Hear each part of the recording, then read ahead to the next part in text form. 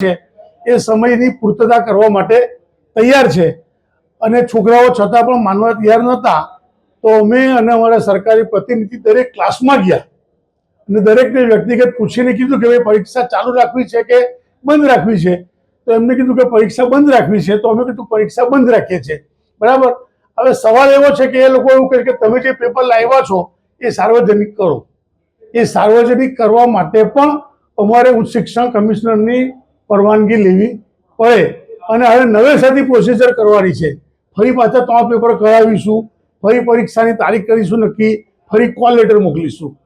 એમના પ્રશ્નો છે, એમની જે પરીક્ષા ફી લીધી છે, અમને એ લોકોએ જે પરીક્ષા ફી આપી છે એ પરીક્ષા ફી અમે એ લોકોને મંડળ પરત કરી દેવા માટે તૈયાર છે, એ અમે આપી દેવાના છે।